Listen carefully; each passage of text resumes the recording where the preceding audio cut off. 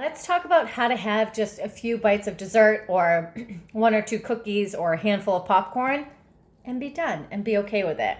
So I'm sure we've all been there. I mean, I know I definitely have, where we're following this like diet or program and we make a slip up or we veer off plan and then find ourselves saying screw it and then eating all the food. And while thinking this way is normal and it's really common, it also keeps us struggling, and it makes no sense whatsoever if we want to get some results.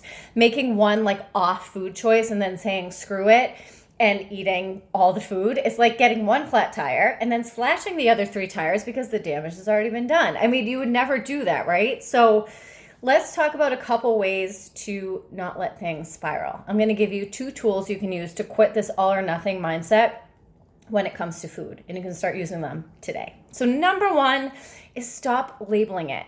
Research has actually found that labeling food as good and bad actually makes us eat worse.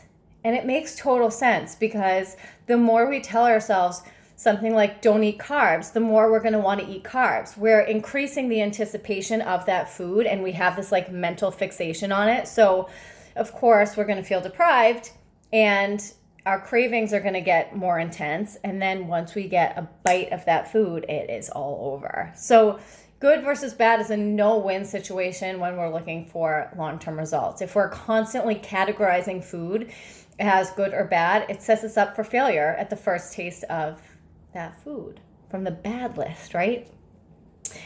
And then after we eat it comes all the feelings of guilt and regret and negative self-talk about having no self-control and entering that spiral.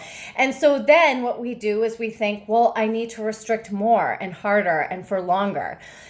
But what I want you to keep in mind is that nutrition isn't black or white. It's not good or bad. It's not healthy or unhealthy. It's just food. It's neutral. So start paying attention to the thoughts you have about food and remind yourself to just keep it as neutral as you can.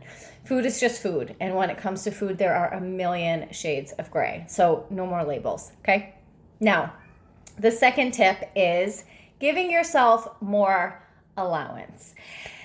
Back when I was dieting and depriving and binging on a weekly basis or sometimes a daily basis, sometimes it would feel so good to just eat anything and everything that I wanted. It was like this permission to finally eat all the foods I had been wanting to eat, but was trying so hard to like willpower and white knuckle my way to resisting. So when I would finally binge, it would be like this huge wave of stress relief. And it was like I didn't have to worry about willpower, restricting. I could just eat. And it was this very, very, very short blissful moment of relaxing mentally and getting that hit of instant gratification. But then after the binge was over, it was a completely different story. I felt horrible.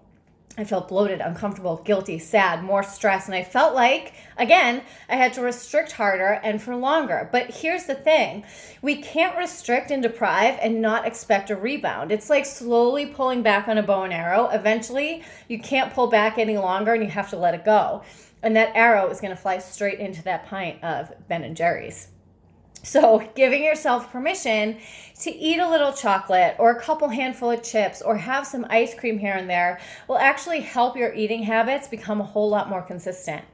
You'll never feel the need to like go all out and eat everything in sight when you allow yourselves to have your favorite foods all week long. And this is totally a practice. It can seem really scary at first, and it takes time, especially if we're used to restricting and dieting, but it is totally possible to have just a few cookies here and there if you know that you can have them literally anytime you want. I've seen it happen time and time and time again with my clients and with myself.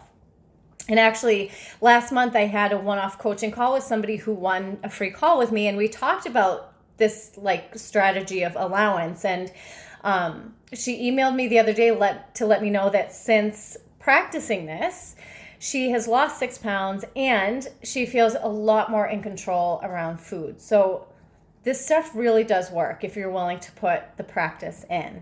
So let me just wrap this up in a nice little nutshell for you.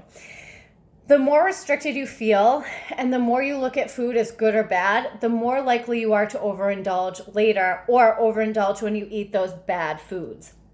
Perfect eating, clean eating, eat this, not that eating is overrated, and actually perfect eating isn't even real. Like, what does perfect eating even mean? No one eats perfectly. So being a little less perfect is going to make you a whole lot more consistent. So choose consistency over perfection, and you're going to be amazed at just how quickly your nutrition habits turn around for the better. So let me know in the comments what questions you have for me about this stuff. Drop them below and let's chat about it.